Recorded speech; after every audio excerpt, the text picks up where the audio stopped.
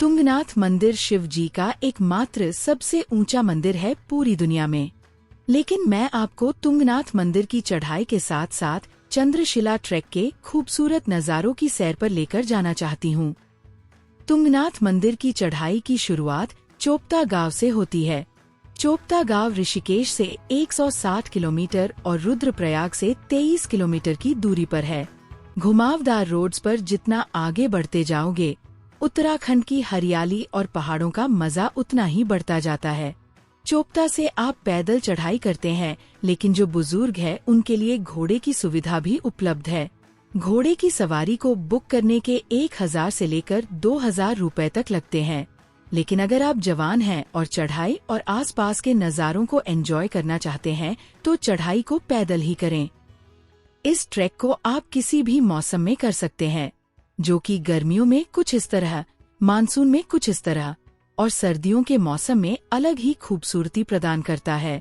ये जो पूरा पर्वत है जिस पर चढ़ाई की जाती है उसे चंद्रनाथ पर्वत के नाम से जाना जाता है।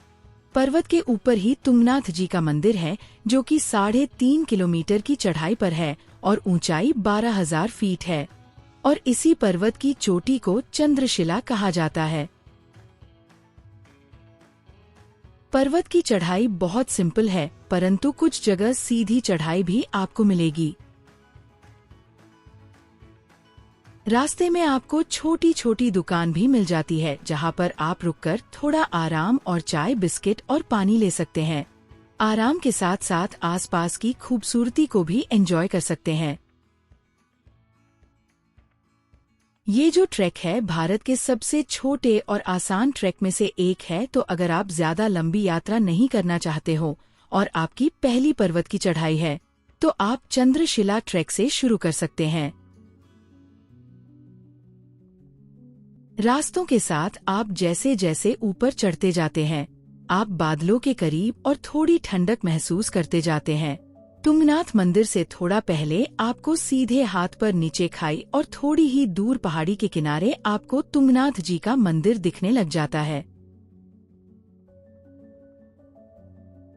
ये दृश्य जितना खतरनाक लगता है उतना ही खूबसूरत भी लगता है। जब आप मंदिर के नजदीक पहुंचते हैं तब आपको दर्शन होते हैं दुनिया के सबसे ऊंचे शिव जी के मंदिर का।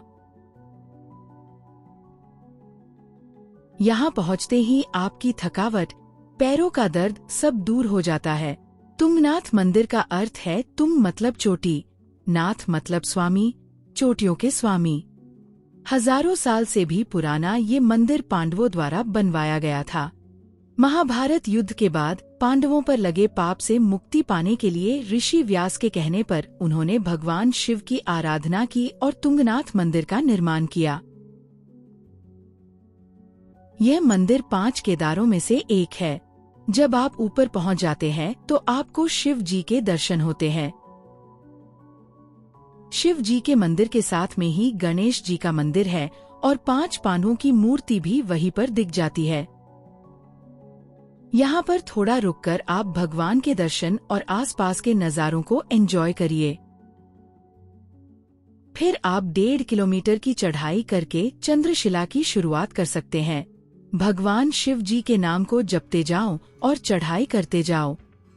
करीब 1 से 2 घंटे बाद आप ऊपर पहुंचेंगे तो आप सिर्फ आसपास बादलों को अपने पास पाएंगे।